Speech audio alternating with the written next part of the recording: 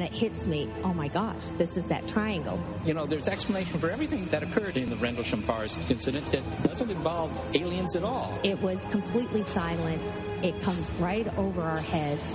He saw a classic flying saucer really standing in the clearing. He turned over to my father and held his hand, and he looked in his eyes and he said, "We're not alone." Welcome to Podcast UFO for our live show. We're live every Wednesday at 8 p.m. Eastern Standard Time on the Dark Matter Radio Network. Please remember to visit the website podcastufo.com for past episodes, blogs, and forums. During the show, feel free to participate live in our chat room. And don't forget to like us on our very active Facebook page. Hello, everyone, and welcome to the show. This is Martin Willis, your host, and we've got a great show. It's free for everybody, 2 hours long. I'll get into that in just a minute. Alejandro Rojas is coming up with the news shortly. But first of all, I want to talk about the GetJoyride.com platform. They were bought by Google, and for some reason, Google does not want to keep it going, so that is being shut down at the end of this month. And so because of that, I'm giving out free shows until I have an alternative plan as far as subscribing for the second part of the show. And we have a listener who's going to help out, and his name is Sam Bosell. And I am very grateful to him for he's going to show us the way on how to do it. And so another little bit of housekeeping is I'm going to be off. I'm taking my first vacation since I started the show back in 2011, and I'm going to over to Russia for a couple of weeks. And I am not going to be able to do the show from there. Next week we have a pre-recorded show, and it's a great one. It's all ready. It's in the can, ready to go. We have Dr. Eric Farouk. He's going to be talking about UFO trace evidence that he was trying to get taken serious by the scientific community and get it published, but no one took him seriously. He then wrote a book. He's a great interview. He's in the UK. And secondly, one of my all-time favorites, we'll have Klaus Svahn. He is the director of international research and of the Sweden UFO. Great guy. He'll be on. So that's coming up next week. Again, this week we have Mark O'Connell. He's written Star Trek episodes, one of the ones that were in the top 100 of all episodes. And he also has Strangeness.ufo.com. There's going to be a great guest coming up for the full 2 hours. And I want to thank everyone that has been supporting the show. And hold tight. We'll be back with some other type of platform. And that's enough of me babbling. How are you, Alejandro? How was your holiday weekend?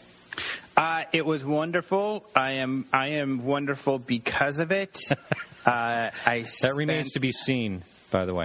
But well, we'll see. I think so. I am pretty sure that everyone will agree. But yeah, I was on the beach in San Diego. The weather was great. I jumped around in the waves. I flew a kite. I just had a lot of fun. Right. When is the weather not good? I mean, every time I've ever been to San Diego, it's been like perfect. Mm-hmm. I know they get rain in the winter, but I hope they do soon.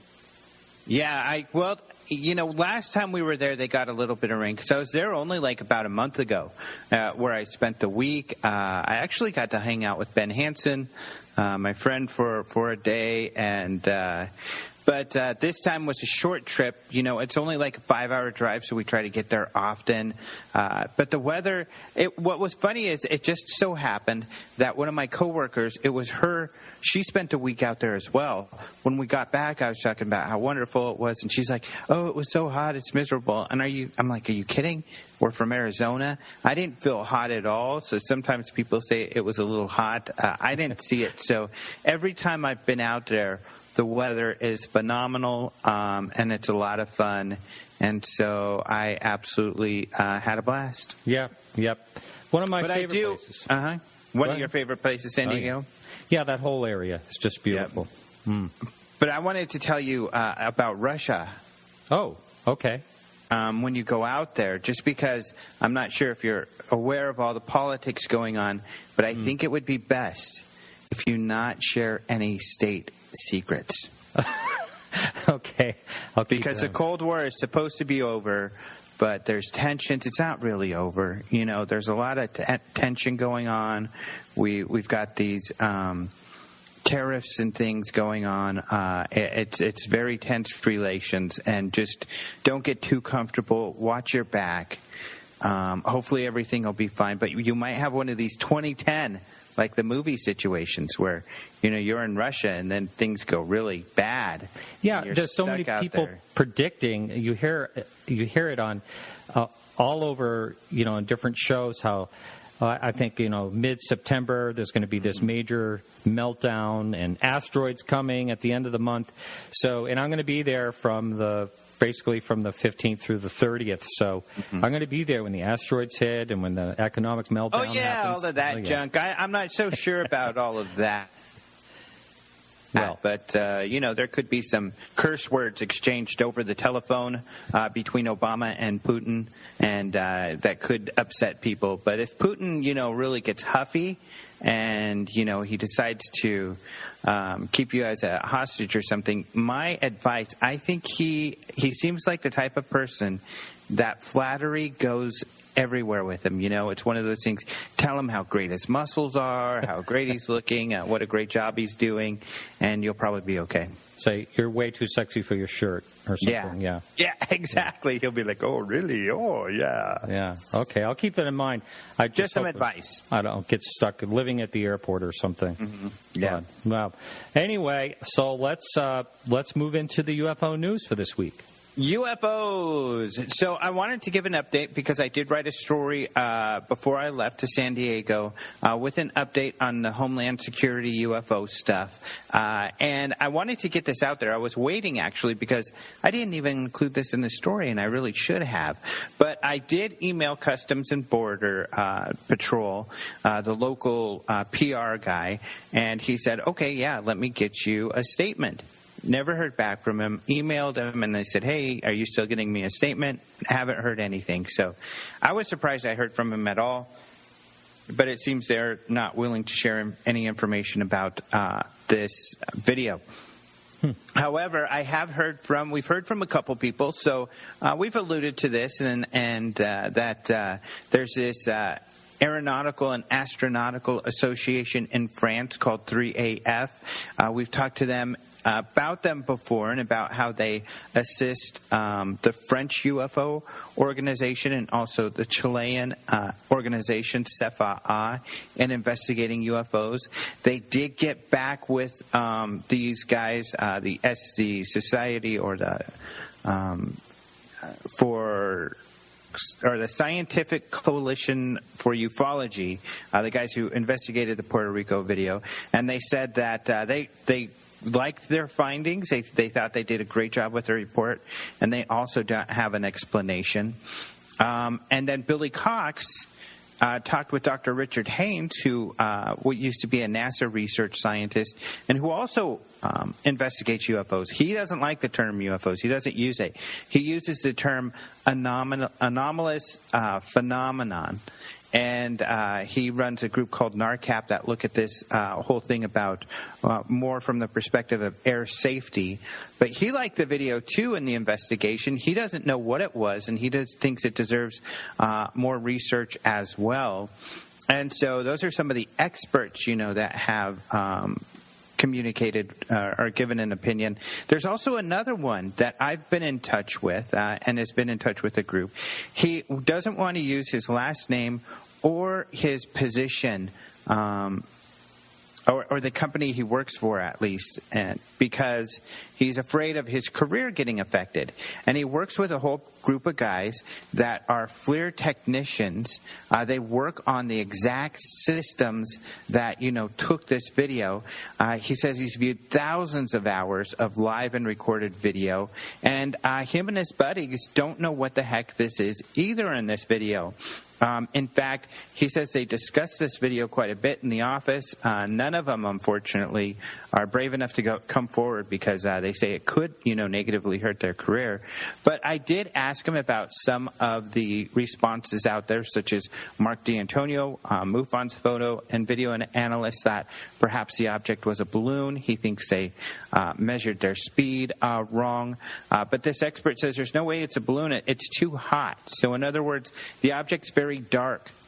And the other objects in the video that are hot are also dark. That's the whole thermal imaging thing and how it works. So he says it's definitely not a balloon. It doesn't move like balloons that he's seen, and it's too hot. So he didn't believe it to be a balloon. The other person who had a theory is Chris Pajani. She's a paranormal researcher, and she has a site called You Debunked It. So she believed she debunked this video and was able to see that it was a bird.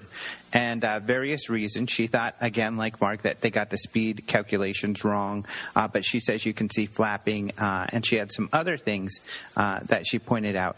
Again, though, this Dave, the expert, says he does agree with her about some of her points about the calculations with speed. He doesn't think it's possible to be precise about how fast this object was going. However, he says he still doesn't believe it's a bird. He says you definitely would have seen the wings. He sent me a picture of some birds. You can see where their shape is very apparent, and their wings are not cooler than the body. There isn't a great difference in temperature, so you can't see the entire body of the birds. But he puts in other aspects, such as the movement of the object, that show it's not a bird, because birds fly in a particular way, and this thing moves steadily along. So he just says him and his buddies at the shop, they say they know these sort of systems better than anybody. And it's not, anything that they've seen before. And I was able to verify, by the way, Dave, I do know his last name. I was able to verify he is who he is. I've seen his resume. I've found him referenced online. And this guy really is an expert. He is the type of person who, in fact, the level of expertise he's rated at is kind of a level where this is the kind of guy that could build his own system. He's just that much of an expert. So, so yeah, really interesting stuff. So the debate goes on, and I think what's great is people like Dr. Haynes and the 3AF and this FLIR expert are coming in, and it's just rare because we don't always have expert opinion. Often it's online, researchers. Amateurs, for lack of a better word, not to disparage their work, because a lot of people do some great work, but usually we have amateurs. It's great to have some experts actually looking into this stuff and giving some responses. So exciting. It is, and it will be fun to just see where this thing goes. I mean, we've been talking about it for a while. It's really quite amazing, and I can't personally see anything about a bird in that myself, but I understand about the speed part of it because of the way the maneuvering was happening. It would be awful hard to actually calculate the speed, I think. Yeah, and that's what Dave says. It would be very difficult. However, if you read the report, the section where they did calculate the speed, it's some very interesting work they did there, and they do thoroughly, demonstrate how they determine speed. But even if they are off, it doesn't appear as though they're off much. But it's difficult to say. But yeah, really interesting, like you said. And if this is, what it is, if nobody is able to come up with any arguments against their findings, still, it might not go anywhere. I mean, Robert Powell, who is a part of this group, he did the radar report of the Stephenville UFO sighting, which is never, after years, it has not been disputed. Then you have cases like Chicago O'Hare, another great case that's fairly recent. But, it doesn't go anywhere. I mean, we all know about it. We learn about it. People talk about it periodically as a great case, but that's about it. Speaking of O'Hare, I am waiting for the day that someone that worked at that airport that saw that changed their career and, are doing something else will come forward and actually talk about that. All those people were anonymous in that, and I would love if someone would actually come forward. Maybe they have no interest in doing that, but hopefully someone will. It would be great if they did. It was only 7 years ago, so I think, pretty much when you're in that career, you're there for your career. So it might just take someone retiring. But then again, not to be cynical, and I don't mean to be cynical, but unfortunately we see this ever so often.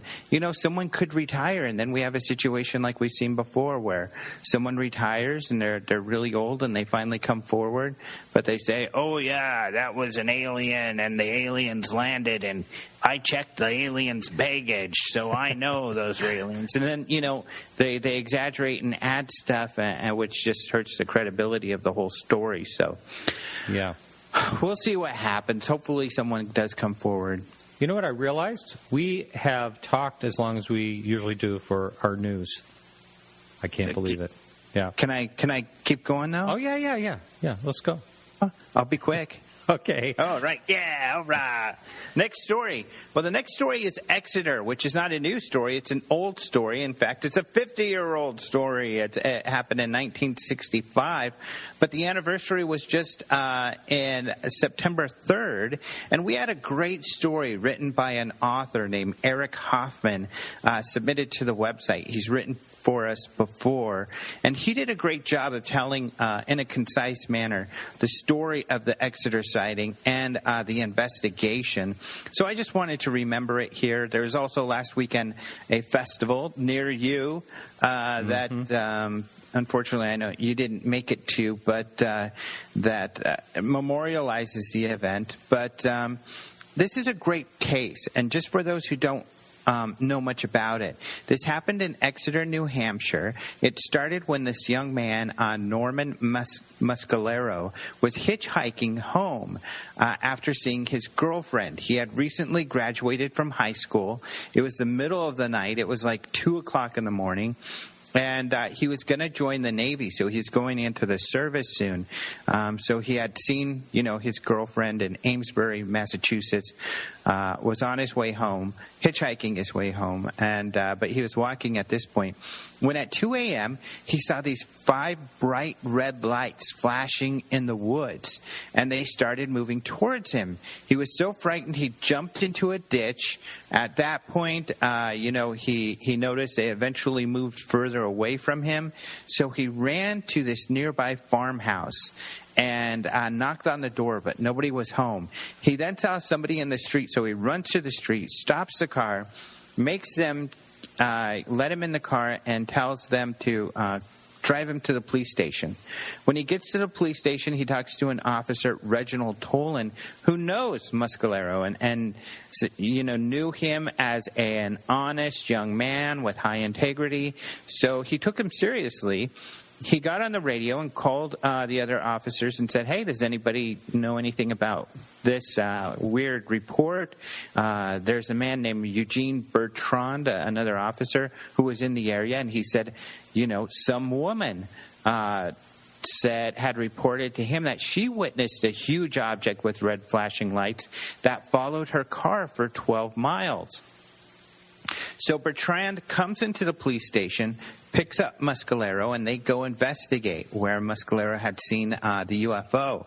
When they get there, sure enough, they see this gigantic triangular craft coming out of the forest, and it had red flashing lights on it. Bertrand was so freaked out, he pulled his gun. I guess it was just instinct.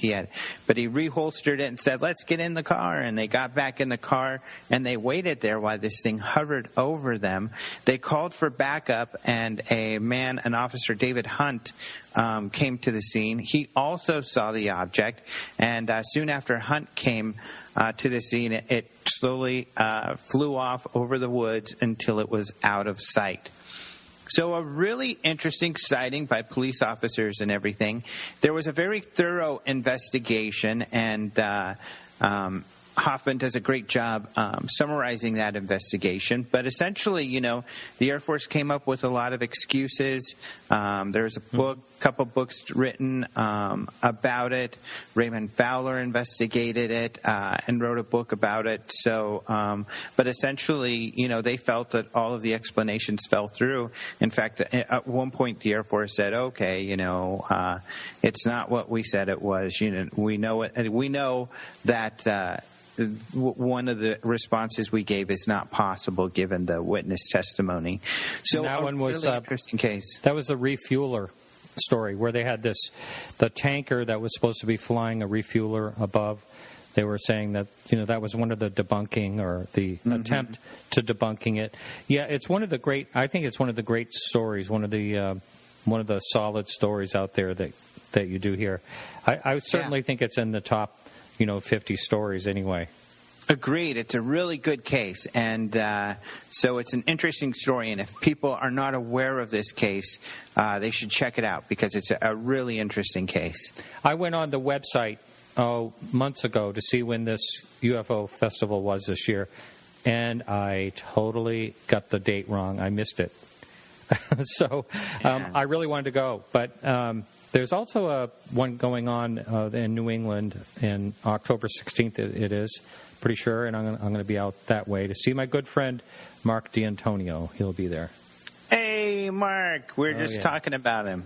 Yeah. A minute ago. So glad he's doing well.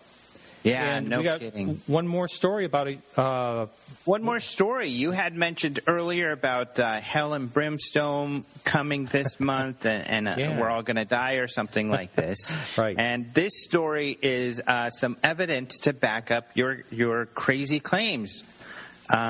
This is wait a minute. They're not my claims, just to get that clear. Yeah. Okay. But this is a giant fireball that was videotaped over Thailand. So a lot of people caught it on video from Bangkok and the surrounding area. And, it's a really cool video of this giant fireball in the sky. Pretty cool. In fact, one of the towns northeast of Bangkok got so freaked out that they thought it was a plane crashing, and they dispatched over 100 rescue workers to go find out what was going on. I don't know what these guys were doing because there was nothing found on the ground. I guess they were looking for something.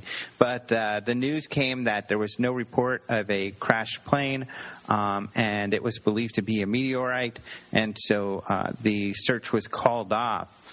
But it's kind of interesting. The Bangkok Post posted a compilation video of some of the videos that people had gotten. And it's like everybody, I don't know what it is, all the mopeds have cameras on them because most of, 5 out of these 6 videos are people on mopeds. Wow. Which is just kind of funny. I don't know what's going on. I think that's a pretty anomalous phenomena on its own. But, it's a very interesting video. What's funny, too, is people have been giving me a little bit of heck because I said a mysterious fireball caught on video. And they're like, it's not mysterious, it's a meteorite.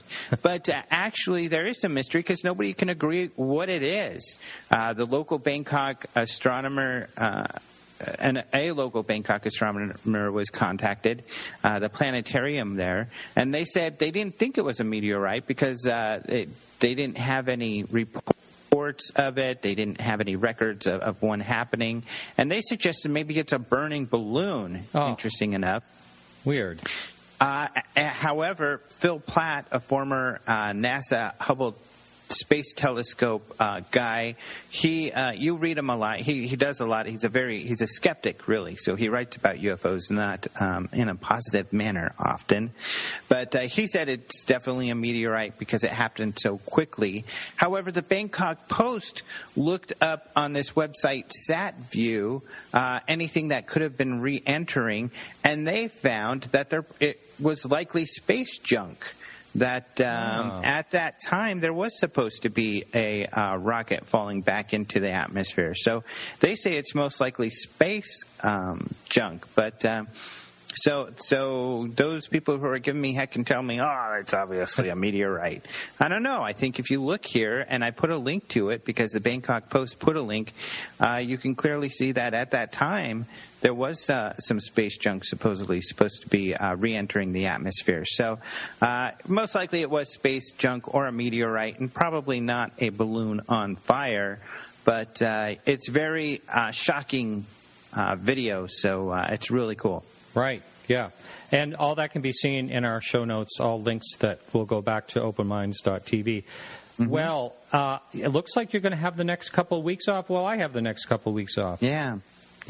Well, I'm going to miss talking to you. And if the world should end before your return, and this is the last show, I just want to say that it's been fun. And I've had it's been a great run, I think. I'm getting teary-eyed here now. For the show and humanity. Yeah, same here. Now, I might actually be on your show while I'm in Russia. That's possible because the timing can work better. I'm not going to be on my own show in the middle of the night, but it's possible I can record with you, and it'll be a lot of fun. That will be awesome. So I'm looking forward to that. I really hope we can make that work. Yeah. Well, thanks a lot, Alejandro, and we'll be talking to you soon. My pleasure. Talk to you soon. All right. Hang in, everyone, for the quick music break. We'll be right back with Mark O'Connell.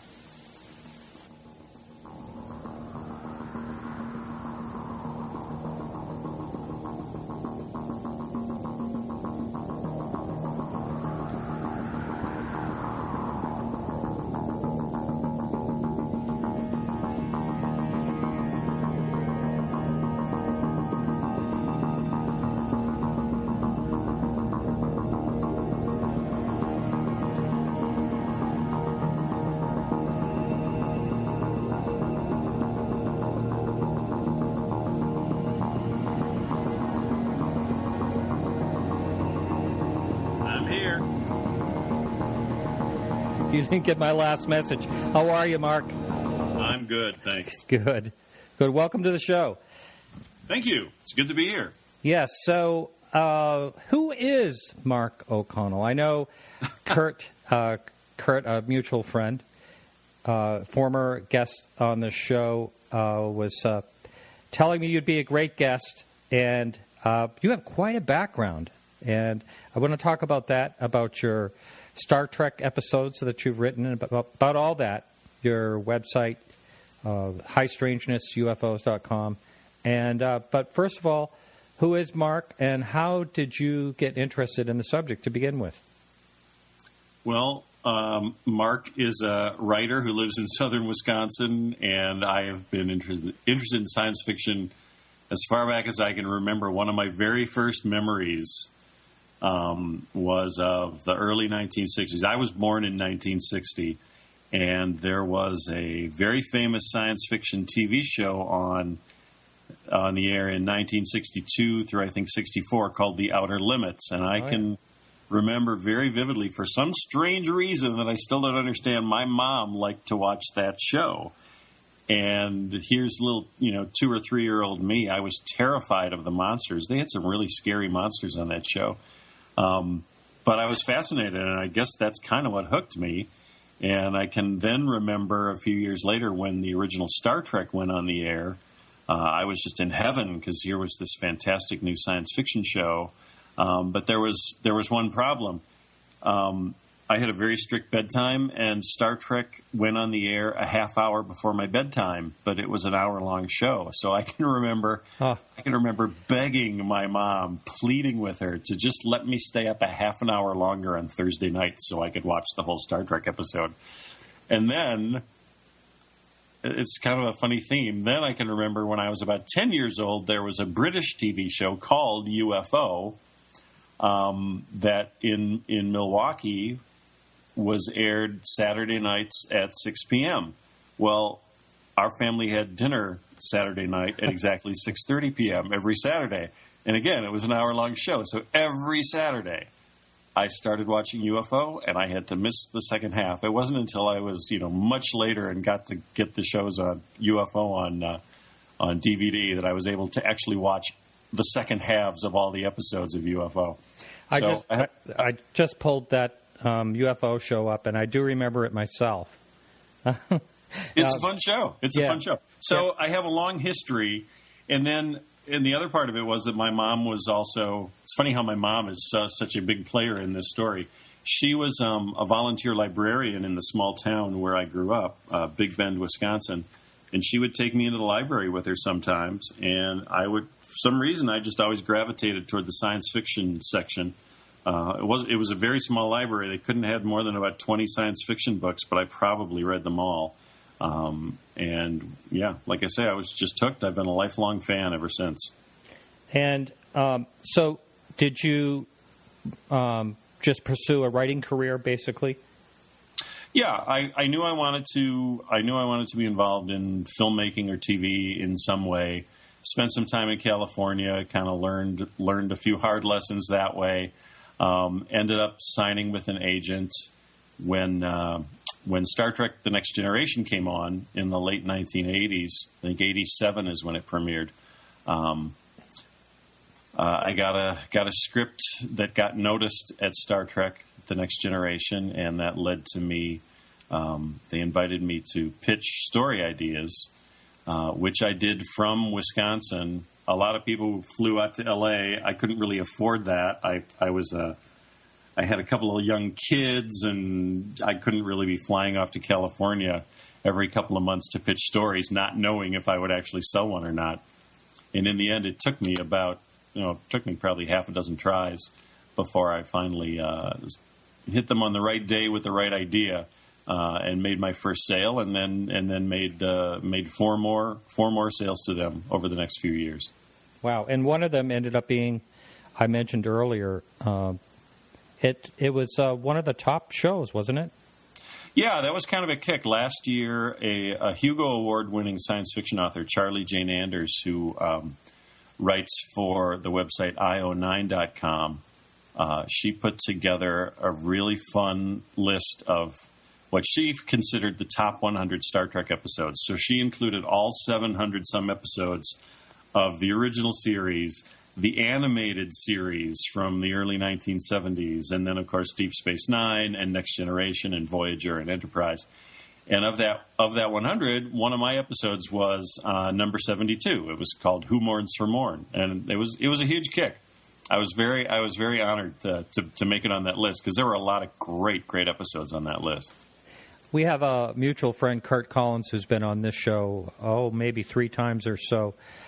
He's a serious researcher, and he wouldn't have recommended you for the show unless you were a serious person. So I want to talk about that. What is your involvement with, have you done some researching yourself with MUFON or something like that? Yeah, and I would like to just thank Kurt for recommending me to you. Kurt's been a regular reader of my blog, and I always enjoy his comments and his insights. He's a very interesting guy. He is.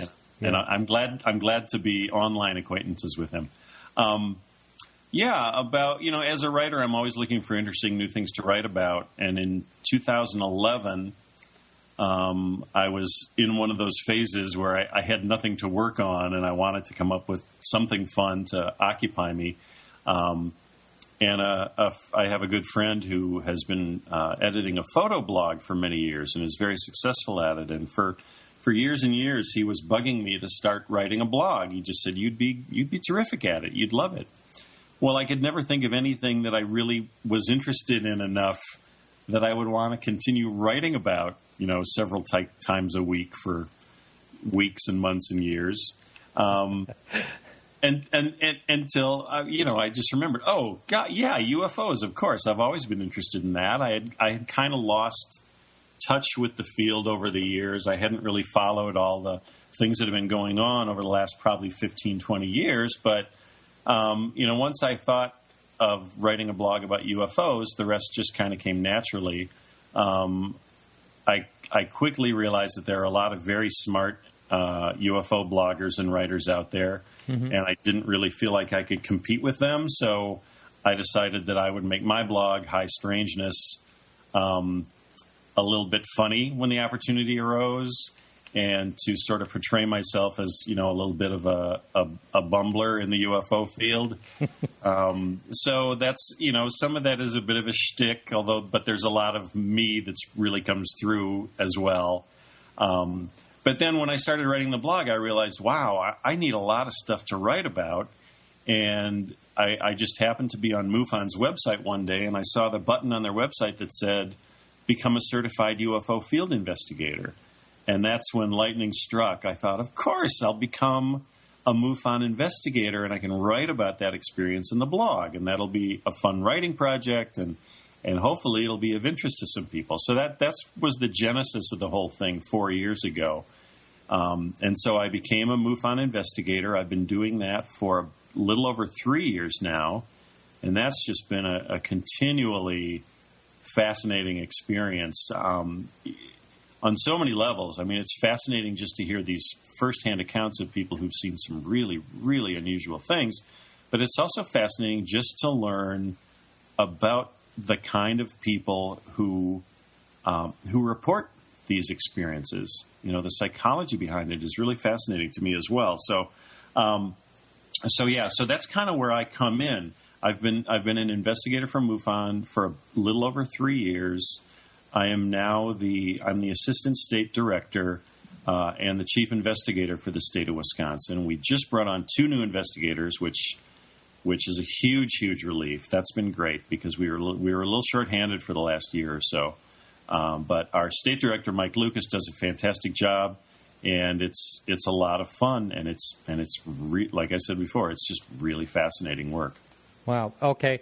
If you're listening live, you can jump in our chat room. That's at podcastufo.com and pose a question. You can also call in anytime during the show, and that number is 603-967-4030. Just to let you know, Mark, we don't get a lot of call-ins. Maybe once a show, someone might call in, so don't be waiting for the phone to ring. Okay. But you'll see it come up since you're in Skype. You will see it come up, and I will take the call if one does come in. Okay, great. And so getting back to your interest in the UFO topic, have you actually seen a UFO? Have you had a sighting yourself?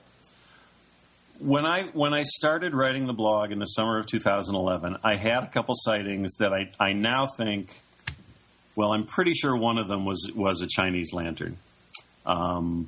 The other one I'm not so sure about because it was stationary in the sky for as long as we watched it, and my wife and daughter saw it at the same time. But we were in a moving car, and we were on a busy highway, so we didn't have a chance to pull over and actually observe it. So I don't have a whole lot of evidence to go on. That one could have been a Chinese lantern too, but it's still a bit of an unknown for me. But that's all I've seen. I'd love to see more, but that's it so far. Those Chinese lanterns piss me off. They are pesky little buggers, aren't they? They are, yeah. That and drones. And so what is the sightings like in Wisconsin? It's been kind of up and down. This past year, I have had a whole string of really puzzling historical cases. I've had a whole lot of people who have decided for whatever reason that something they saw 20 years ago or 30 years ago was just really rattling around in their head for too long, and they needed to finally tell somebody about it. I have a theory on that. And what is it? And it's come up on a show before, and that is a lot of people are watching this Hangar 1. And, I myself, I'm not going to critique the show too much. They let a lot of things go that I don't think they should let go as being real. But still, I think that any show like that causes awareness, and people are all around the country.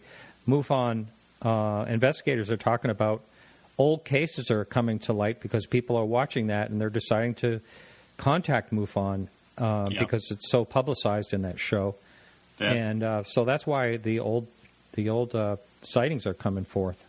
Yeah, that's definitely been my experience, Martin. I've heard that from a lot of people who they say, yeah, I was watching, and sometimes it's Hangar One, sometimes it's one of the other shows, but they say, yeah, I saw this show on TV, and they showed something that looked a whole lot like what I saw, and I suddenly realized, hey, maybe other people have seen the same thing, and that becomes a big driver for a lot of these people. It's, has anybody else seen the same thing I saw?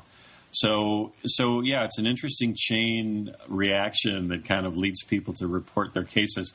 So yeah, the last year or so, lots and lots of historic cases. The summer before that, the summer of 2014, we actually had a little flap right here in south central Wisconsin, right in my home county, Jefferson County. I had, within the space of 2 months, I had, I think, 4 or 5 sightings that were very, very similar. They weren't all on the same night, so it wasn't people seeing the exact same thing. But I had several reports spread over this time period that were remarkably similar, reported by people who I am assuming didn't know each other.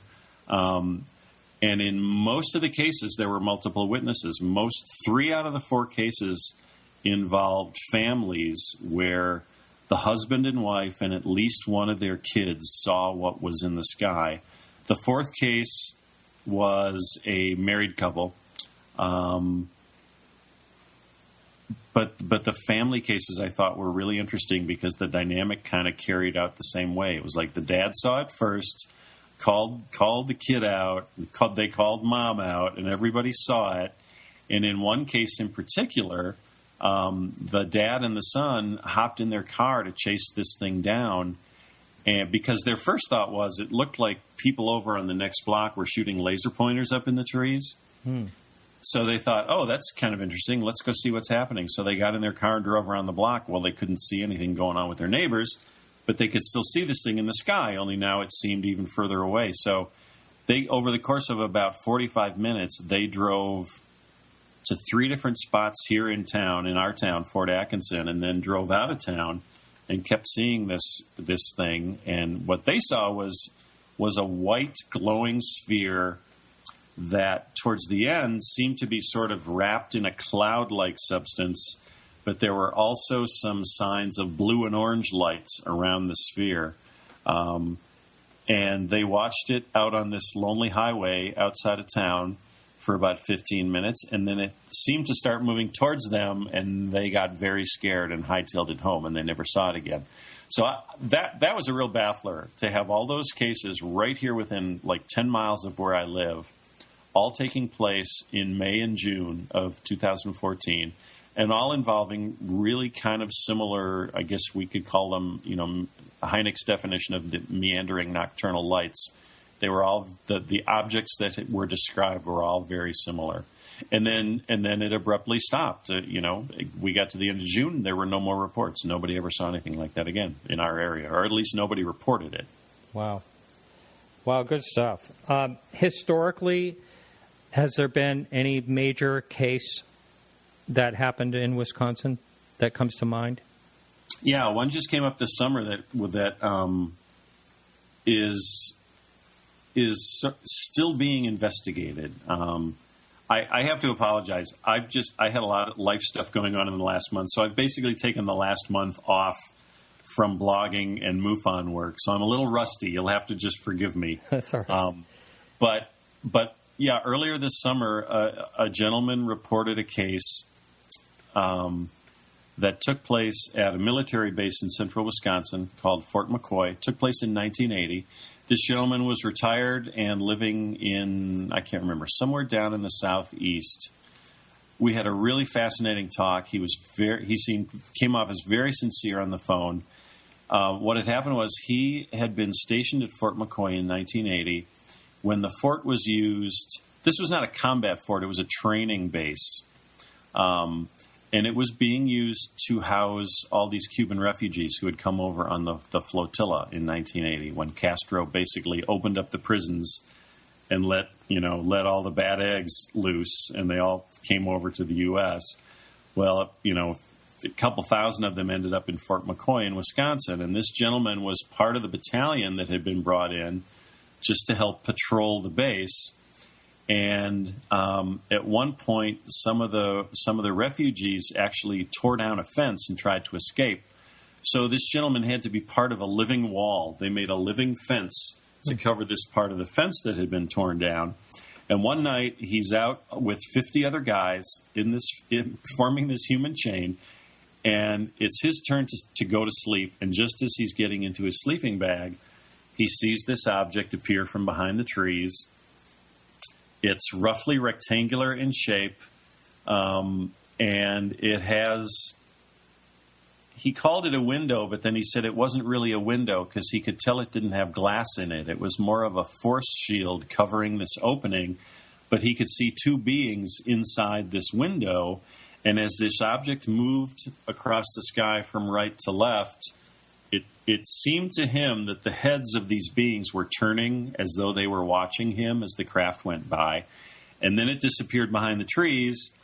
And this guy's lieutenant was standing right next to him when he saw this. And he looked at his lieutenant, and his lieutenant just said, "Don't say a word." Wow. And he went to bed. He got into his sleeping bag and went to bed. And he said, "Mark, that was one of the strangest things about this whole story." He said, after this bizarre thing I had just seen in the sky, I put my head on the pillow and I fell into the deepest sleep I've ever had. He said, I should have been wide awake and terrified. He said, I still can't understand why I was able to fall asleep and sleep so soundly. So, and there are a lot of interesting details to this. He said that while he was watching it, he looked up and down the line of his fellow infantrymen who were forming this human wall, and he said they were all staring up at it, and a lot of guys had cameras on them, and they were taking pictures with their cameras. And then the next day, when he got up the next day, he asked his lieutenant. He said, "Well, should we tell the colonel about this?" And the lieutenant said, "You are on your own. I don't want to know what you're going to do."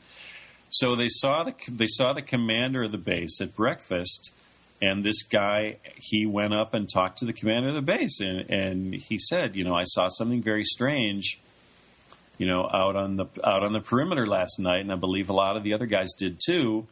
And the commander of the base said, "I tell you what," he said, "if any of the local papers report on it, then we will file an official report."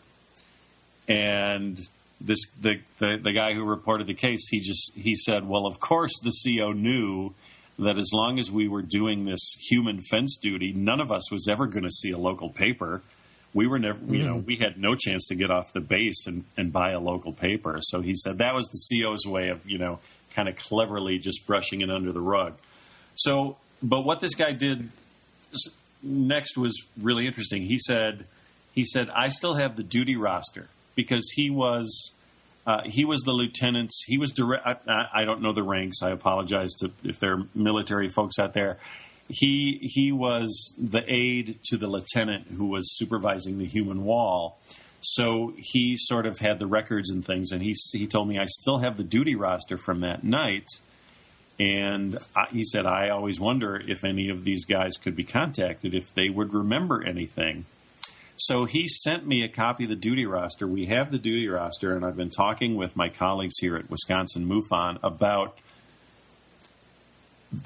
first of all, whether we can do anything with that information, and if we can, then what is the best approach? Because, we would be contacting people about something that happened over, 35 years ago, and they may not want to talk about it. They may not be happy that somebody, had their name and called them. So we've been a little stymied on that. It would be a really a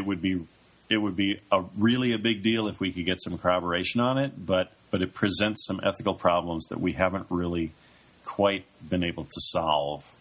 But it's been a really fascinating case, and the gentleman has, as he's remembered more details, he's been really great about sending more information about the experience. So his description is very detailed, and in my eyes, very, very credible.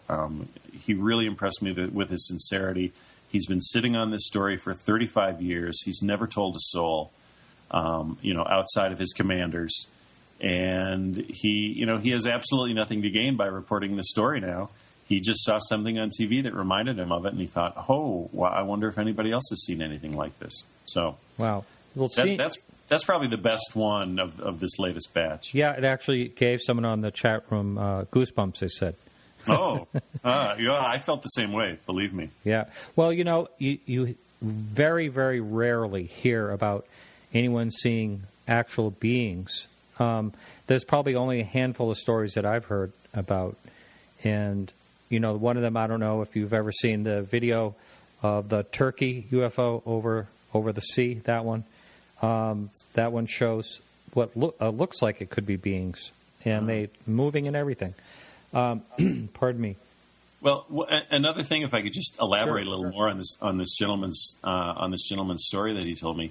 One of the things that I talked before about the psychology of understanding, why people report things. Another aspect of that is I'm really interested to hear how people express themselves and how they describe things.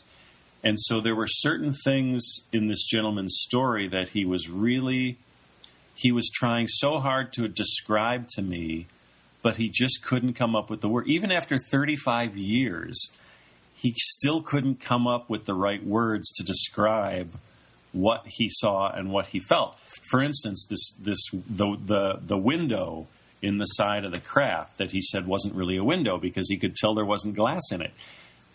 He was really struggling to come up with an explanation for the force field or whatever it was that he thought was in that hole. The other thing was that as this object moved past, there was sort of what looked like sort of a rocket exhaust coming out of the end of it, but it wasn't really moving. It was just sort of static. And he tried so hard to describe this static flame to me. And after about a minute and a half, he just gave up. He just said, I just don't really know what else to tell you about it. I'm not getting it across. I can't really explain exactly what I saw, and I just can't come up with the right words. So, in that case, he just gave up. He could not figure out how to convey, what he had seen. Question on the message board.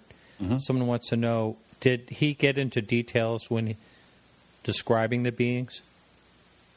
All he saw were silhouettes. In fact, when he sent me the duty rosters, he also sent me a sketch that he had made.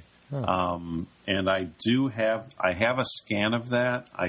Again, I apologize. I'm coming into this a little rusty. I don't have visual aids ready. But, maybe there's a way we can post this on your website or something. Sure. Actually, I think I may have posted this on my blog, but I can't remember. A lot of times what I can do is if there's something like this comes up in conversation, if you send me that scan, I'll just put it right in the show notes for the listener. Okay, great.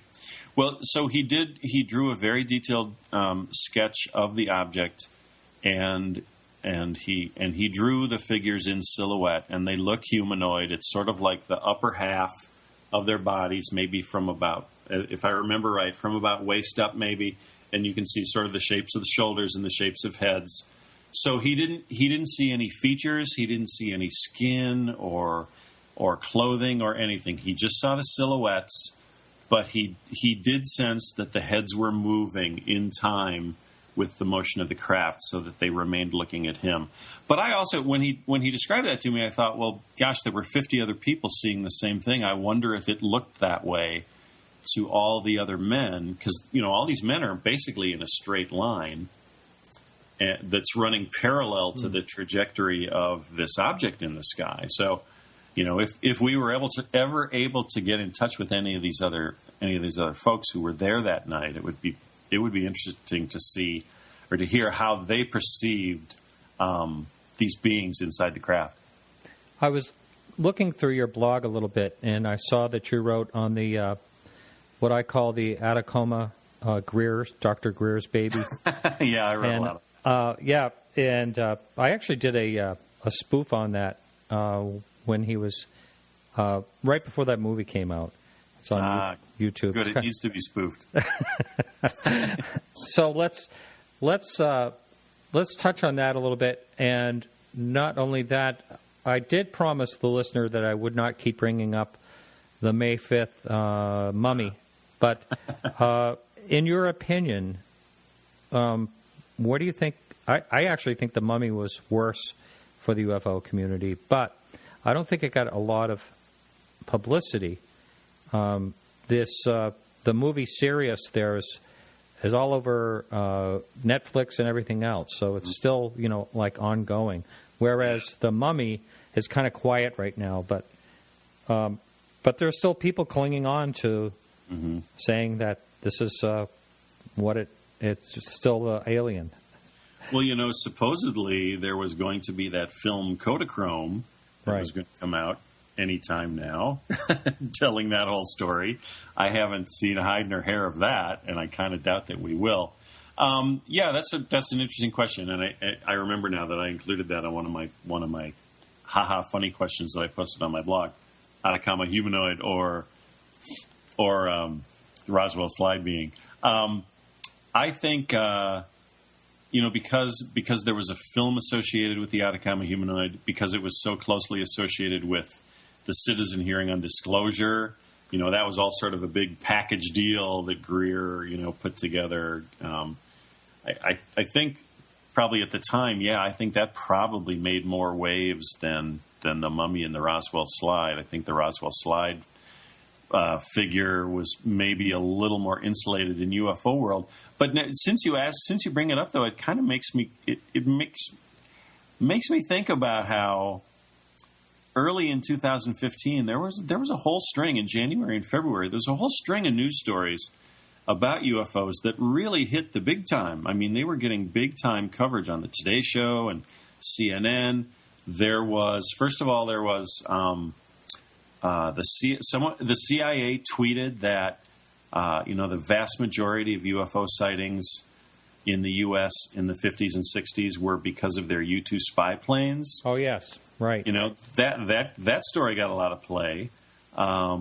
It was a bizarre thing for the CIA to be talking about. I still can't figure out why they sent out that blog, but whatever. It got a lot of attention. And then close on the heels of that was that episode where the live video feed from the International Space Station was cut off, supposedly moments after a UFO appeared on screen. Mm-hmm. That story got a whole lot of coverage. And it was kind of funny to see. It seemed as though the news outlets that missed out on the first story all just pounced on the next one because they didn't want to lose out. And then after that, there was that story with the blackvault.com, where the gentleman who runs that website, got all that attention for saying, hey, I've just released all 130,000 pages of Project Blue Book files for free, when in fact they'd all been available for free for a long, long time already. And that story got immense amount of publicity. So a couple months later, the event in Mexico City with the Roswell slides, I have to wonder, were members of the mainstream media feeling like they had been burned on those first three stories and they just didn't want to touch it? I don't know. Maybe because it took place in Mexico, people just kind of ignored it. I'm not sure. I think that's the consensus of a lot of people, is because it was in Mexico. And I am actually very thankful for that because, I just think that was very damaging, or it could have been a lot worse. If it got a great amount of coverage, it would be a real problem, I think. Yeah. And, I haven't spoken to Don Schmidt at all since that happened, but from what I understand, and this may be totally wrong, I don't know, but I think he's still standing with the fact that he thinks it's an alien. Well, since you bring up Mr. Schmidt, your listeners will be the first to learn that as of today, I have been challenged by Don Schmidt to have a public debate on Roswell. Really? Yes, it's kind of interesting. It's just at the beginning of June, I took part in the first ever Milwaukee Paranormal Conference in Milwaukee, Wisconsin. I had a great time. The organizer, T. Krulos, is a writer he put on this whole conference basically to celebrate the publishing of his book, which, if I remember right, it's over in the next room. I think it's called Monster Hunters.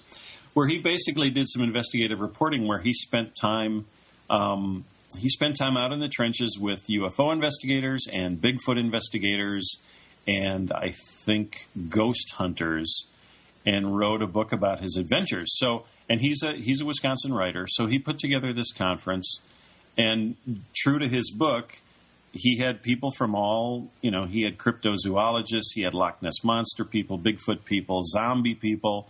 It was a really entertaining, day, and with a lot of really fun people involved, and it had a little bit, of something for everyone.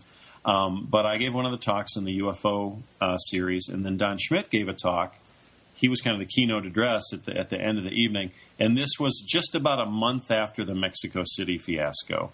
So Schmidt's talk was kind of he didn't make any outlandish claims, but he just kind of sounded very defensive and kind of angry about everything that had happened, and probably has good reason to feel that way. But the organizer of this event, he's already talked with me about appearing at next year's event, which will love to do. But he just emailed me this afternoon, and he said, "Hey, Mark, I was talking with one of the people who had helped me to put together the first conference. We were talking about ideas for next year's conference, and we thought it would be fun if we could get you and Don Schmidt to agree to have a debate on stage." And he said, all of a sudden today, out of the blue, I get an email from Don Schmidt saying, "Hey, I'll appear at your next conference if I can have a debate on stage with Mark O'Connell." Oh. So I'm feeling very flattered. I've just risen up in the ranks. Now I'm going to be on stage with Don Schmidt. So I wrote back to T and I said, "Yes, I am very interested." I didn't give him a complete yes, I will do it, because I'd need to know more about what the parameters of the debate will be and how it will be held. But assuming we can work out all the details and everyone's in agreement on how it'll happen, I think it would be a really fun and interesting event. Now, so what is your take on Roswell in general? Besides, let's just put the alien slide thing away for right now. Gladly. Yeah. My take on Roswell is that it's a very entertaining story, and it's possible that something very amazing happened, but nobody has ever been able to prove anything, and pretty much the ticking clock has run out, I think. At the same time, if I would be hard-pressed to prove that nothing happened in Roswell, I don't think Don Schmidt can prove that anything did happen. And I don't think I would be able to prove that anything didn't happen. So if that was the debate, it would be kind of boring, and I think it would be a stalemate. Uh-huh. If it was a debate about who knows more about Roswell, Don Schmidt would win hands down. I mean, that's all the guy does. He knows all the names and dates and places, and in incredible detail. I do not. I'm not a student of that case, not any more than I need to be. So if the debate was either one of those two formats, I would have some problems with it. So I think if we can come up with some aspect of Roswell where it's clearly defined that you can either be pro or con, I think we can work something out. But I'm giving you a much longer answer than you asked for. No. I think it's a really fun story. It's a really entertaining story, but I don't know that it's anything more than that because again, nobody's proven anything. There have been all these smoking guns over the years that have turned out to be nothing. I just don't. To me, there are a lot more interesting cases. There's the Warren, Minnesota case. I think I'm getting that right with the sheriff's deputy whose squad car was essentially attacked by a UFO. Oh yeah. And that police car is sitting in a museum in northern Minnesota, right, with its dented hood and cracked windshield and burned out lights. That's physical evidence right there. Why isn't anybody paying any attention to that? See, for my money, that's a case that should be investigated, and yet it just sits there getting completely ignored. I don't know. It's a funny business. It's hard to explain things like that. Yeah, well, we're at the top of the hour, and generally speaking, we take a break here, but I'm going to keep going, and this show, generally it's second hour by subscription, but this show is going to be free, so to everyone. So we're just going to move on. We're on the line with Mark O'Connell. And if you want to call in, it's 603-967-4030. Or if you want to ask a question, you can jump in the chat room at podcastufo.com. Hey, Martin, can I ask a question? Yeah, sure. Go ahead. I don't mean to derail the conversation because I love everything we've been talking about, but there's something that I want to ask this in my blog. Actually, I have kind of already asked it in my blog, but I'd love to ask it of your listeners too. My dad, who turns 90 in November and has been on 6 continents, has always wanted to get to the 7th continent, Antarctica. And a couple of weeks ago, he surprised our entire family by announcing that he is taking me and 4 of my siblings to Antarctica this December. And it's going to be an amazing trip, and I'm going to see things in the sky that I've never seen before and probably never will again. And I would love to know if there are any I mean, of course, we all know about Hitler's secret UFO base under the ice in Antarctica. Of course, I'll be looking for that. Yeah. But I want to know if there are any other stories involving. I mean, we'll be in Buenos Aires. We will be in Tierra del Fuego. If anybody knows of stories attached to those places and to Antarctica, I would love to hear them because I'd love to know more about what kinds of things are seen in that part of the world. Uh-huh. Wow, that's really something. Your father at 90 years old. That's amazing. Yeah. Good for him. He's quite a guy, yeah. He must be. Well, moving on about Roswell, the one thing that, in that case in particular, that I don't think it's a case that's going to die away at anytime soon anyway. And, a lot of times myth does become reality. There's a lot of times where you'll see, like, a UFO show and it'll talk about something that that was a myth and that they make it seem like it really did happen, that type of thing. But the one thing that always puzzles me about Roswell the most is why on earth would the Army Air Force say they captured a disc? I just can't understand any way that they could get that wrong before they publicized it. And so that alone makes that case, I think, really important and something.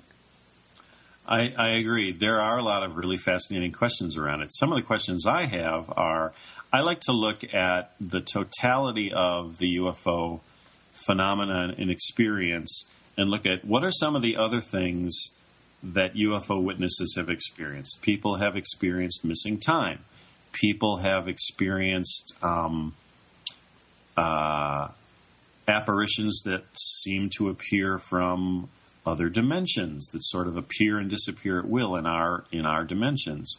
And if we consider all of those things as things that could apply to any UFO sighting anywhere, then I always have to look at Roswell in terms of, well, even if they're dumb enough to fly halfway across the universe or transfer from another dimension and still not be able to nail the landing, even if they're that dumb, which I have a hard time believing, why wouldn't they have a cleanup crew show up immediately and sweep up the debris so that Mac Brazel didn't have anything to find? That, to me, just defies all belief. Why would there be any wreckage there at all? Or why wouldn't they manipulate time so that the crash never happened? I mean, if you really want to start applying things that people have reported in other UFO cases, then suddenly you've got a million different ways for how that Roswell story could have gone, and you have to ask, why didn't it go any of those ways? Why instead are we supposed to believe that it actually unfolded in this really kind of pedestrian way dictated by our laws of logic and reality when every other case kind of plays out in a completely different way? That's kind of the big issue I have with Roswell. I understand part of that, a good part of that. And, well, one thing I have to say about the crashing part of it is that no matter where, like to say if we were traveling space, if we ever can get that advanced without blowing everyone up, and we're traveling space, well, if we come into a relatively primitive society, a primitive technology. Perhaps, people have speculated maybe they weren't ready for radar bouncing off of their electromagnetic propulsion or whatever it was that could have possibly made them crash. Maybe there are things, radio waves, or just something that they wouldn't expect and have a natural defense against or something like that. I mean, the whole thing is, the more you look into it, the more of a mystery it all becomes. And it's all speculation. And that's kind of why I like doing this show. It's a lot of ideas and speculation, getting to hear from other people like yourself and what their ideas are on the whole thing. So, go ahead. Go ahead. I was just going to say, I have a tagline on my blog that says, ambiguity is more convincing than certainty. And I really, when it comes to UFOs, I really truly believe that. Ambiguity makes it more believable to me. I don't really know how to explain that because it's counterintuitive, but it sounds as though you kind of feel the same way on a certain level. Mm-hmm. Mm-hmm. Have you ever looked, the one thing that someone just brought it up on the message board that is interesting is also the memo that is being held in, I'm trying to remember who was holding it in their hand when they were handling the debris. Marcel, Jesse Marcel, was holding a memo, that was, they've been trying to clear up, through filters and through technology, trying to clear up what the memo is actually saying. Have you looked into that at all? That's interesting. I've only looked into it a little bit, and only insofar as I thought it was a bit strange that the same people who were saying that enhancing the placard in the Roswell slides was kind of a dirty trick and couldn't be trusted, those very same people seem to be turning around and saying, that memo held by, held by, was it the Ramey memo? That's what we're talking about, right? Yeah. Mm-hmm. These are the same people who are saying, we've digitally enhanced that memo and we can read exactly what it says. No, you can't have it both ways. If you can digitally enhance one to see what it really says, then you can digitally enhance the other. And likewise, if you can't digitally enhance one, then you probably can't digitally enhance the other. So my only contact with the Ramey memo just comes from that kind of, that annoyance with me that, of course, I wrote about in my blog. I just thought, and the words that apparently can be read on the Ramey memo don't really mean a whole lot, as I recall. So I don't put a whole lot of stock in it. It seems like they should be able to even enhance it as we go along. Everything always gets better and better. Maybe eventually they'll be able to get the full text out of that. I wanted to mention something that you were just talking about, though, about how these storylines get reinforced in popular culture. I've been thinking a lot about that lately because my wife and I have been watching the X-Files all the way through. We're at the beginning of season 3 now. Neither one of us ever watched it in the 90s. I don't even know why. I don't have an excuse. I was a sci-fi fiend. I have no idea why I didn't watch that show, but I didn't. So now we're watching it, and starting at season 3, we're really starting to get into the whole alien, the whole disclosure conspiracy storyline, and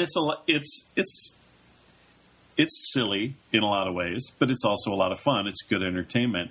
But I've really been enjoying the way the writers of the X-Files kind of used those storylines, like the Roswell narrative, kind of used them to their own ends to create their own mythology, but at the same time kind of validated the mythology surrounding the original story. When Mulder says something about Roswell in an episode of the X-Files, 25 or 30 million people are watching that. Mm-hmm. And how many of those people are saying, aha, Mulder believes it, it must be true. And so you got this sort of circular reinforcement of the mythology while creating new mythology. If I was a social scientist, I would be digging into this like crazy. I think it's really fascinating. And there's a really funny line in one of the season 1 episodes with Deep Throat. And Mulder, they're talking about something to do with an alien crash. And Mulder says, Roswell. Deep Throat just kind of gives him this really kind of dismissive look, and he's like, "Oh, forget Roswell. Roswell's smoke and mirrors." He goes, "We have many, many better crash sites than Roswell." That line just cracked me up. Because there's probably an element of truth in that, even though it was just written as a line in a TV show. Right. Let's talk about disclosure. What do you think about disclosure?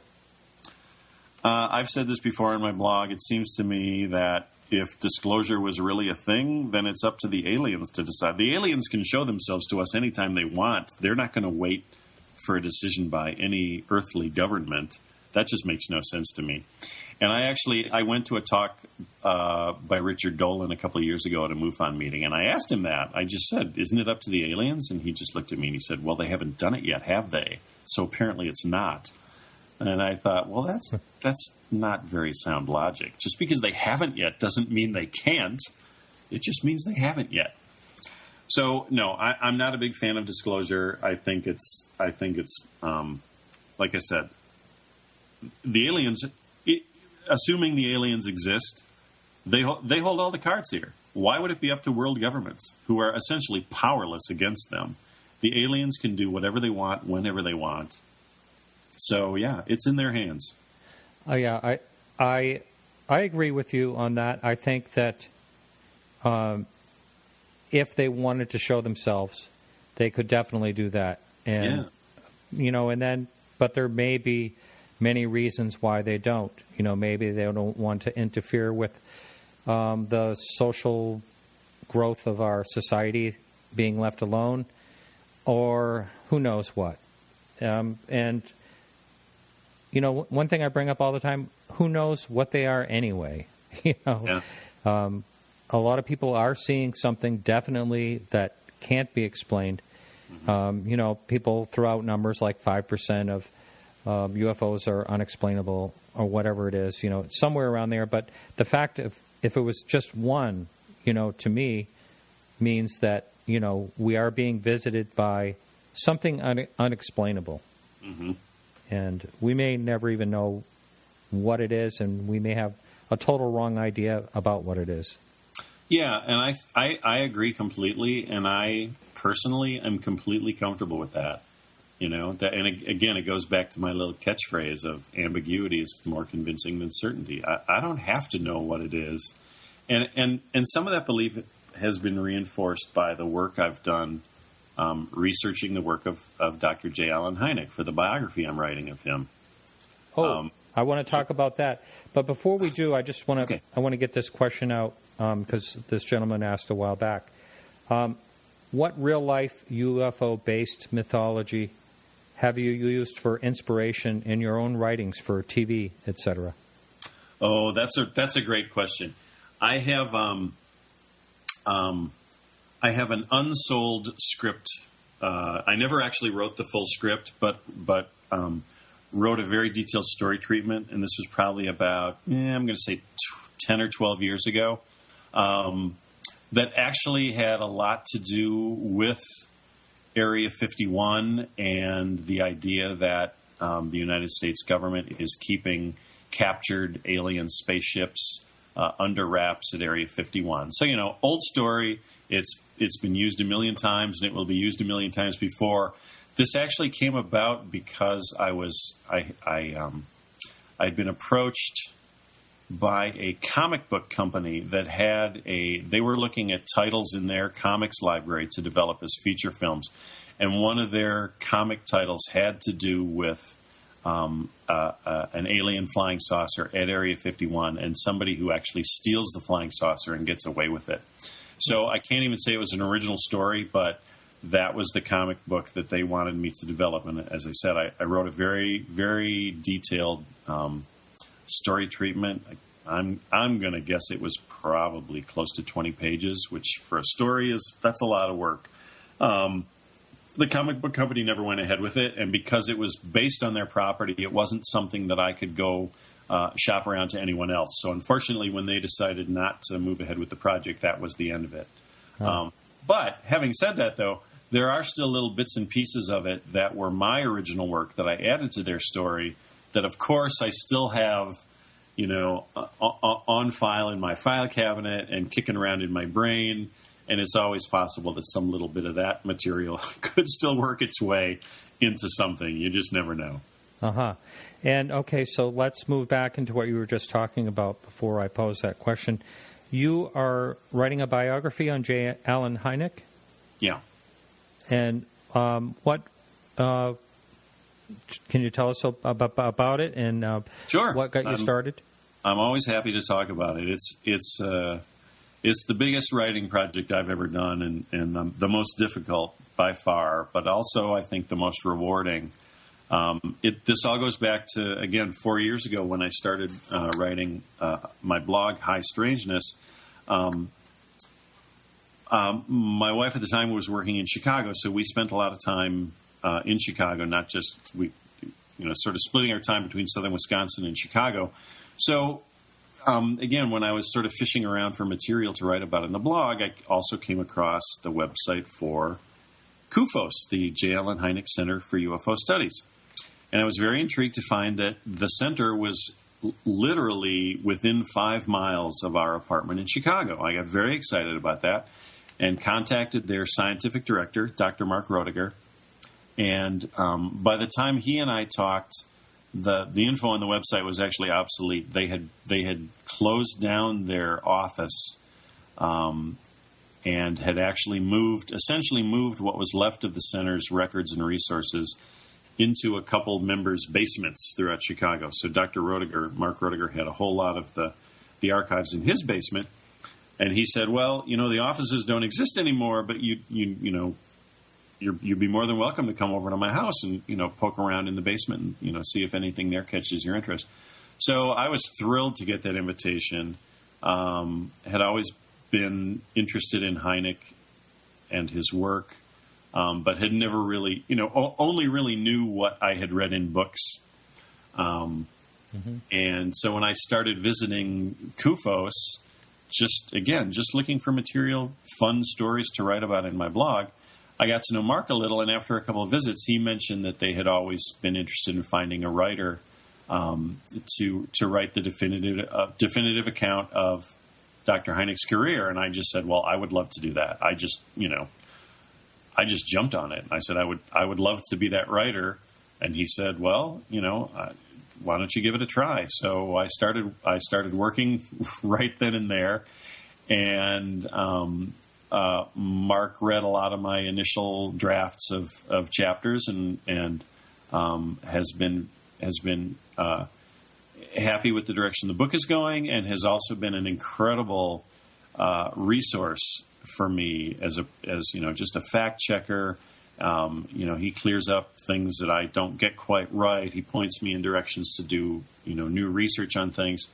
So the research has been really fascinating, and it's been helped by the fact that, so not only are Hynek's CUFOS files in the Chicago area, in these people's basements, but Hynek was also the chairman of the astronomy department at Northwestern University from 1960 until his retirement in the early 80s. So there is a wealth of material in the Northwestern University archives. Hynek also went to school. He was born and raised in Chicago and went to school at the University of Chicago. There is a wealth of archival material in the University of Chicago archives. So, and he did his graduate work at Yerkes Observatory in southern Wisconsin, about a half an hour from where I live. So it just turned out that all of these resources dealing with Hynek's career were really at my fingertips, and I just went nuts with the research. So I've been researching and writing for a while. The big news is that just about 3 weeks ago, I signed with a literary agent who is now going to start shopping the book project around to publishers, and we want to pitch this book as not just a UFO book. We want to sell it to a publisher as a book that also is that also can appeal to a mainstream audience. And if you look at the kind of audience that the X-Files brings in, and the kind of audiences that shows like Hangar One and Ancient Aliens bring in, it's not too big of a stretch to say that, this isn't just a niche market. This is a topic that is of interest to a whole lot of people. And there is a huge audience. So we think we can be successful in pitching this to a big publisher and hopefully making it a big book. Wow. He was such a fascinating man. If you really think about his involvement with Project Blue Book and how he was out there to try to debunk, everything, his swamp gas talk and all that. And then, he comes over to the UFO side, after, which I think is really amazing. And, that he spent the last part of his life just saying, hey, something is going on and, really curious about the subject. It's a great story. He was a complicated man. I've learned so much since I've done this research because, as I mentioned before, what little I knew of Hynek was just stuff I had read in UFO books. And let's be honest, some of those UFO books are biased. Some of them simply repeat information that's already been written in other formats and other media. So, the end result is over time, the same stories get told and retold and repeated, and those stories aren't always accurate, but they sort of become sort of the conventional wisdom of who this guy was and what his work represented. So it's been a huge surprise to me and really a huge adventure to find out that his work is, it's a much more complicated story than I would have imagined. There's a lot of gray area. He made a lot of mistakes. He did things he regretted. He should have changed his mind sooner, but he actually did start changing his mind a lot sooner than most people think. So there's a really good story there, and I think people are going to like it a lot. The title of the book is The Close Encounters Man, How Dr. J. Allen Hynek Made It Okay for America to Believe in UFOs. Because the thrust of the book is that because of his work, we now live in a world, even though he died in 1986, the man's been gone a very long time, but his work planted a seed that has just bloomed into, you could easily call it a UFO industry, but more than that, it's developed into, a set of cultural beliefs. Everybody knows what a close encounter is, and Hynek thought of that terminology. Mm-hmm. And Spielberg used it for his movie, and it's part of our cultural, it's a cultural reference point now. So, like I say, I think I have a good story to tell, and I'm very excited about the book. Wow. I know someone that knew him personally. Someone just mentioned on the message board. Ray Stanford he does listen to the show quite a bit. We'll probably listen to this show in particular. I don't know if he's listening now or not. But Ray Stanford is a good resource probably to get some information from. I would love to talk with him. Yeah, I can set all that up easily. And so you gave me a couple of fun questions that I could ask you. And why are, and I'm going to, I want to know this one, why are ufologists so grumpy and irritable? I love that one. And, grumpy is too strong a word. Okay. I shouldn't have used the word grumpy. Because what I was really getting at was, and again, this goes back to when I first started the blog 4 years ago, and I started reading other people's blogs, and just found that, like I said, there were an awful lot of very serious UFO scholars who were doing very serious work and very serious writing, and I wanted to try to find a way to stand out from that in my own way. So to me, I just sort of tended to look at these serious writers as, maybe a little grumpy sometimes and maybe a little set in their ways. It's probably unfair. As I say, grumpy is probably too strong a word. But having said that, I do think that there is, it's interesting to me how many ufologists have a hard time looking at the phenomenon with any sort of sense of humor, because it does get pretty strange sometimes, and sometimes it's kind of funny how strange it gets. kind of to the point where it just defies belief how strange things get. And I think there are things in this world, there are things in the UFO world that can be pretty funny. And I was very surprised to find that not many people seem to recognize that or appreciate that. So that's kind of what I've set out to illuminate in my work. I like that.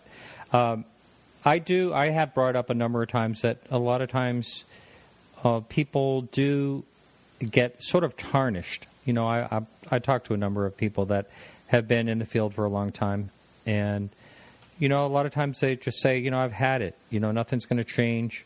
Are you there? I think we may have lost Mark. I'm going to try to get him back. Mark, are you there? I'm sorry. Something happened. I accidentally cut us off.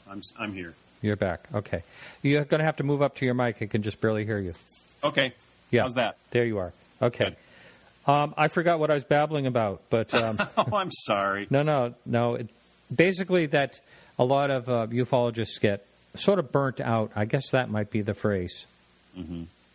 They are not seeing anything happen within many years, any changes. Yeah.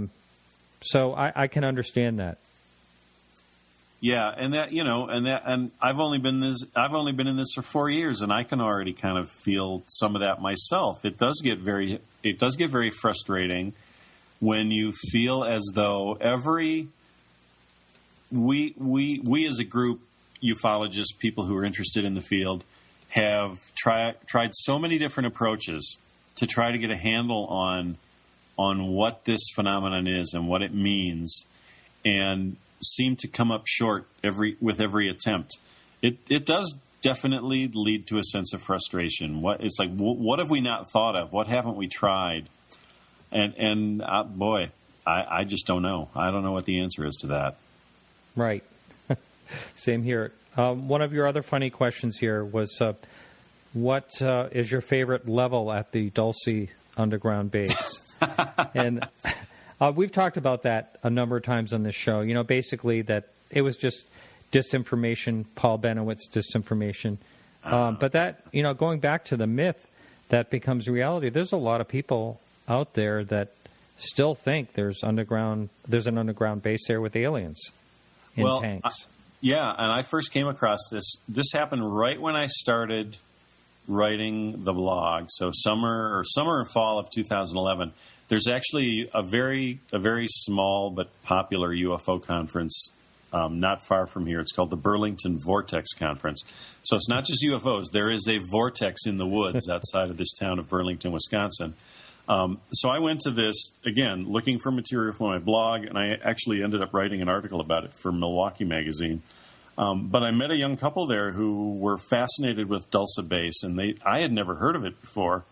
And they started telling me about it, and man, they were dead serious. They were like, they believed every word of it. Oh my God, yes, the Greys live on this level, and the Reptoids live on that level, and and the Mantises hate the Reptoids, and the Reptoids hate the Greys, and I was kind of blown away. I was not prepared for that deep level of mythology. And to find that this really is a thing. This is a thing that a lot of people say is true was just kind of a stunner for me. I also had I want to tell this story too because it's kind of along those same lines, where you really have to wonder what makes people believe certain things and where your own belief system kind of comes up short. I had a really fascinating case from MUFON a couple of years ago. It was a college student who had been home for summer break, and he was staying at his folks' house, and he was driving home from one night late at night around midnight, and he saw this object fly across the highway in front of him. It was glowing blue. It was about the size of a refrigerator. It zoomed across the highway about 3 feet off the ground, and as it flashed past the front of his car, he could have sworn that his dash lights flickered. Okay, so technically that makes it a close encounter of the second kind, right? Because there are physical effects on the environment. So by the time they reported this and I was able to meet with the family, their son had already gone back to, I can't remember, it was out of state. He had gone back to college out of state, so I couldn't talk to him. But I had a really fascinating talk with the parents, and they told me the whole story from their point of view about, how their son called them immediately, and they could tell how shaken up he was, and they were sure he wasn't making this up. But as we talked, it turned out that this family has had a whole lot of really strange experiences. Some of them centered on the house they live in, a very old house, and they were telling me about how they think they have shadow people living in their house. That was a new one to me. I'd never heard of shadow people. But then at some point in the conversation, the father said, "Hey, there's something I want to show you. I've never shown this to anyone." It was part of their family history, and it was sort of sensitive because it revealed some private life details of some of their relatives that they wanted to keep private. So they never wanted to share this letter with anyone, but he shared it with me. And said, please don't like broadcast this everywhere, but I'd like to know what you think of it.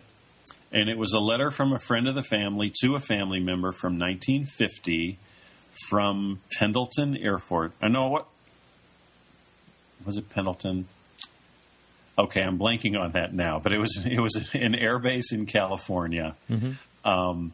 And the person writing the letter had been a serviceman in 1950 and told this very long, it was like 10 sheets of paper, this very long story about how he and his platoon had been exposed to a genuine flying saucer. And they had been exposed to all this information about how the flying saucer worked and who piloted it and where it came from.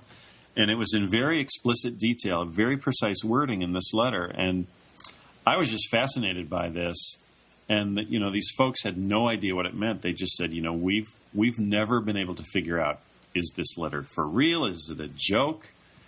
And I said, well, so they asked me if I had any information, and I said, well, there's somebody I can talk to who I think might be able to shed some light on this if you'll let me. So I talked with, I went back to my main source, Dr. Mark Roediger at the Center for UFO Studies. And I just started reading him just a couple little passages from this letter just to give a sort of a flavor of the detail in this. And he said, hang on a minute, I know what that is. And he went to a bookshelf and he got a book off the shelf and he came back to the phone and he flipped open this book and he started reading back to me word for word everything that was in this letter that these people had. And it turned out the book he was reading from was Frank Scully's 1950 UFO book, in which Scully unleashed the concept of the flying saucer crash and the captive flying saucer and alien corpses. And, that was a very elaborate and detailed hoax. And here, somehow, these people in Wisconsin had that very same story written in a personal letter from a friend of the family to a member of their family. How do you account for that? Mark and I just had a really interesting conversation trying to figure out, what does all this mean? And we finally decided that it must be some sort of psychological, some sort of psyops that the military was doing to try to sort of inoculate us against fear of aliens from other worlds by sort of selectively showing different people things that they would believe represented aliens from another world. Whether they did or not didn't matter, as long as they believed that it did. And then that story would just sort of spread out through people sending these letters to friends and things, so that when the aliens finally did appear, we would all be sort of prepared for it on a certain level. That theory makes as much sense as anything else. It was one of the strangest experiences I've had as a MUFON investigator. It still makes me scratch my head. I just don't know what to make of it. But again, it goes back to that whole issue of myth making, and how do you know where the myth starts and where, how much of it is the person's actual experience, and how much of it has been sort of added on over the years. Who knows? Wow. I wonder if anyone out there has ever heard about a similar letter written, or if this was just, one person's idea of hoaxing their family. Today it's YouTube. You know? Right. You're exactly right. Well, that was one of the things Mark and I talked about. The person who wrote the letter, was that person being hoaxed, or was that person part of the hoax? You know, I mean, there's so many ways you can go with it, and there's so many different levels to the story. It can kind of drive you nuts. Did you say this was 1952? Well, I know oh, yeah, the letter was dated 1952. That's correct. Scully's book was published in 1950, so this was 2 years after the book came out. And that's when the most sightings were seen in this whole country during that time, 1952. Yeah, which we now know is because of the CIA and their U-2 spy plane. Well, there is. I think we did talk about solved. that. Yeah, at least according to them. Yeah. I'm going to read another one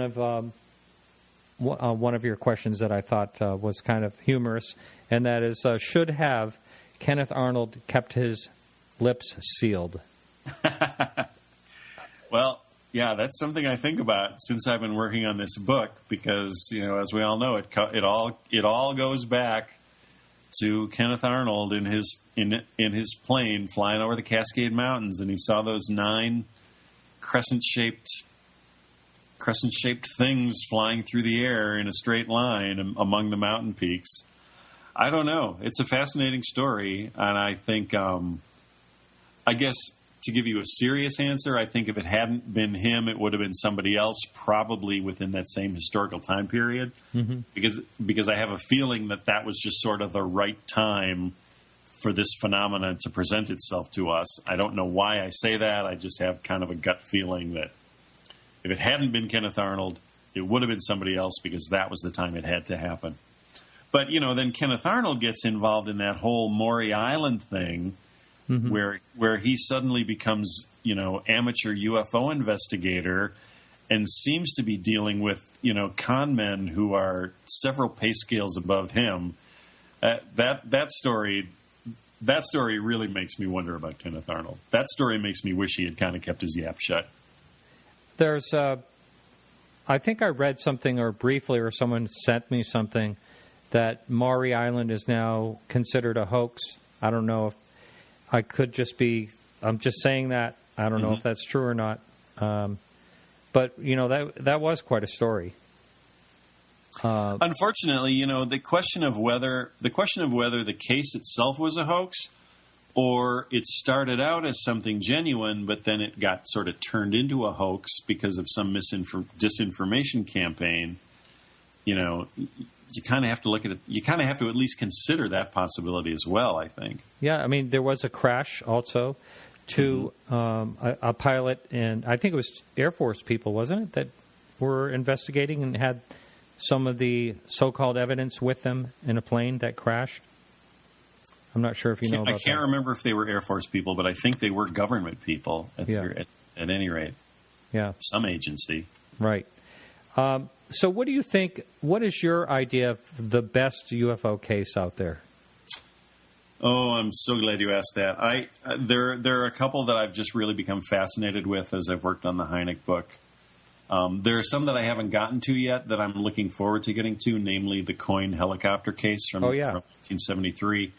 I think that's going to be a really fascinating case because, you know, the Coyne case basically became Hynek's gold standard for a UFO event. Credible observers, all trained observers, you know, they're all a helicopter crew. Their eyewitness testimony they all corroborated each other.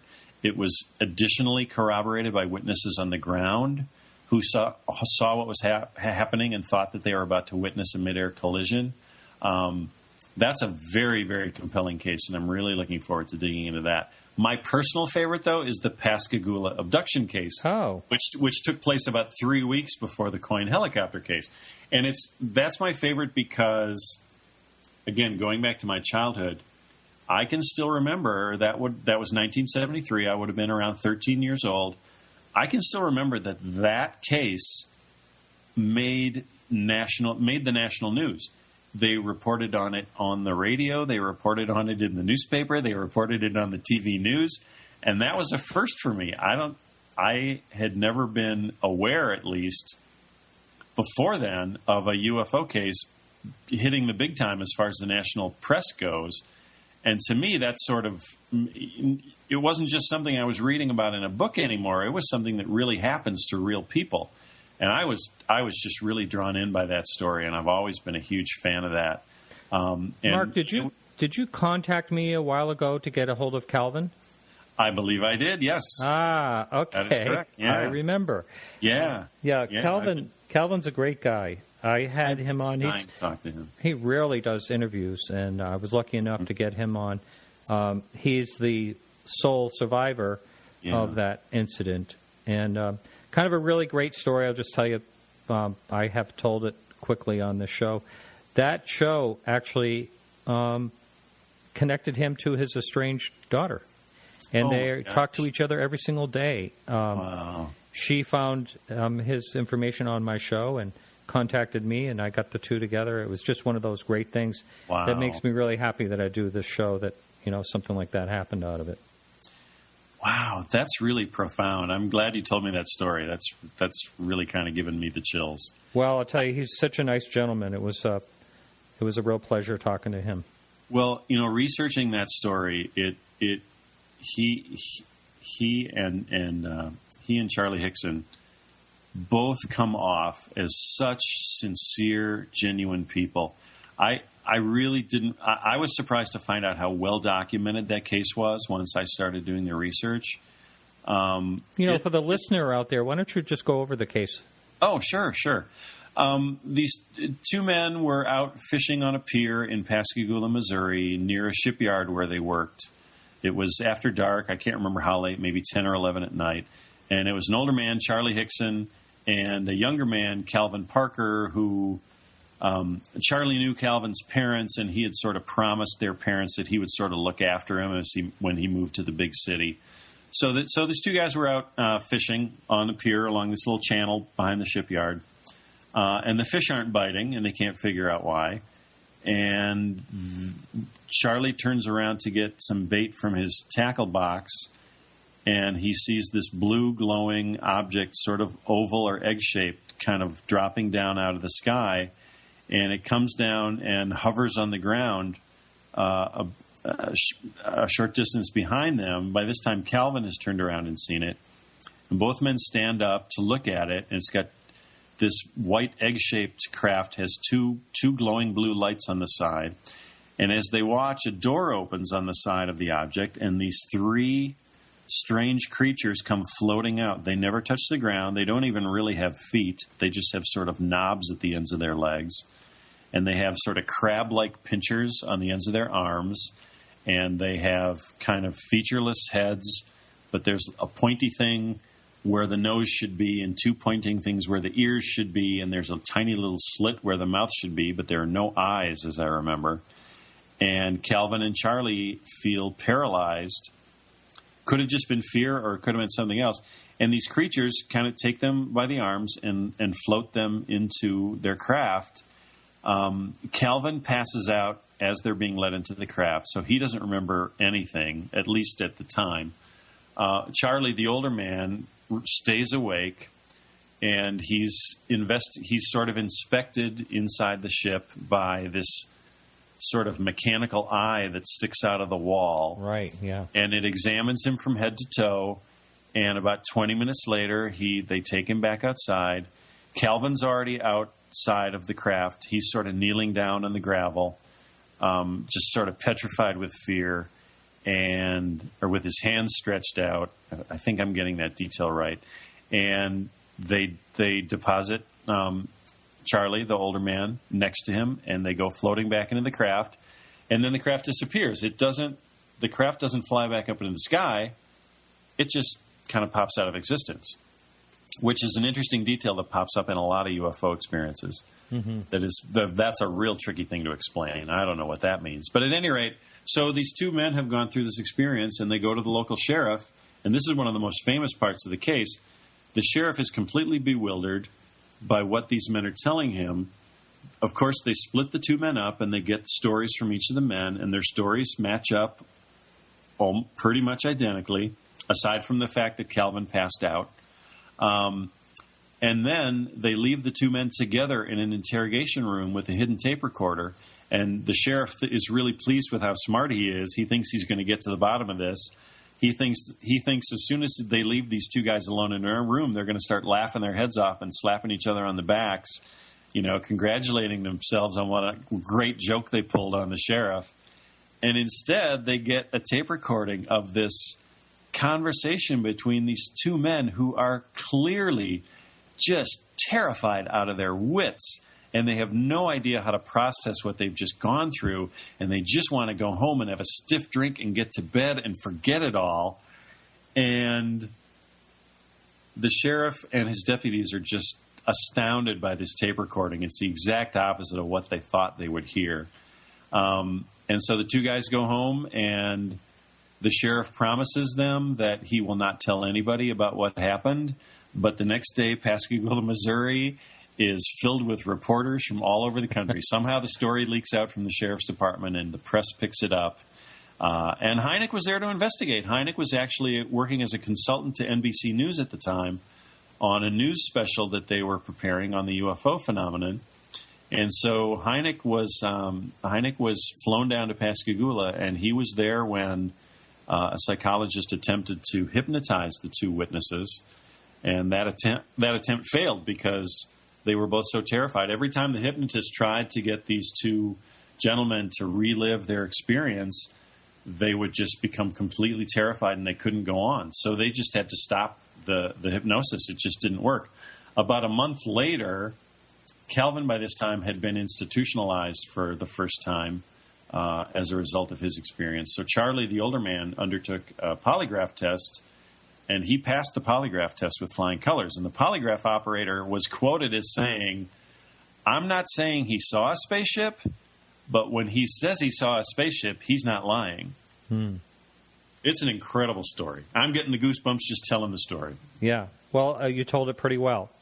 Thanks. Yeah. No, that to me, I was thrilled to get a hold of Calvin and have him on the show. And it's kind of funny. I'd almost like to have someone like him back, but it's basically telling the same story. Mm-hmm. However, I've had Travis Walton on like 5 times, so maybe that's another interesting case, in my opinion. So those are really good stories. We have about somewhere around 5 minutes or so left, and so let's see. You did make this list of really funny questions, so I'm going to see if I can just ask. I'm glad you thought they were funny. Yeah, they're pretty good. Which cable TV UFO show is the best, or at least the worst as far as reenactments of UFO cases? I can't say that I've seen all of the shows, but what I have seen, I've been very impressed with the Canadian show called Close Encounters. I can't remember which channel it's on now. I'm a little biased on that because Mark Rodiger is one of their guest experts, so he's in a lot of the episodes, and rightly so. The guy's just he's an encyclopedia of UFO lore. But I've been very impressed with that show, with the way they recreate the UFO sightings. In fact, that show was where I first learned about the Warren, Minnesota, the sheriff's car in Minnesota that got attacked by the UFO, because they did a really nice reenactment of that sighting. Mm-hmm. So so again, qualifying the answer by saying I haven't seen all the shows. Of the ones I've seen, that one impresses me. I like it a lot.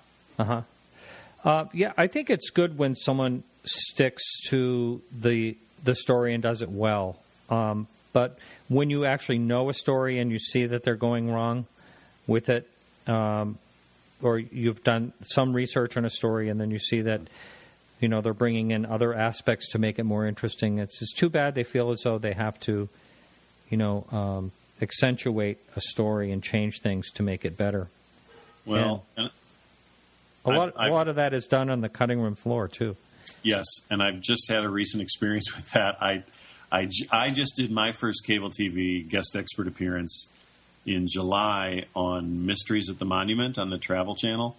They did a story on the swamp gas case in Michigan, mm-hmm. and They were trying to make the case that case was the exact moment when J. Allen Hynek changed his mind and sort of recanted on UFOs and became a believer. And what that case was certainly part of the process Hynek went through, but it wasn't the exact moment. There wasn't any exact moment, was the point that I was trying to get across. Him changing his mind actually took place over about 8 or 10 years. It was a long, painful process for him to decide that he had been wrong. It didn't just happen overnight. It happened over a long period of time. So I tried to get that point across in my interview, but the producers of the show really wanted to have that one dramatic moment where Hynek has his epiphany where he realizes he's been wrong and he instantly changes his mind. So that's the storyline they went with. I was a little disappointed. They got the spirit of the story right, but they didn't get the details right. But that's what happens with these TV shows. Right.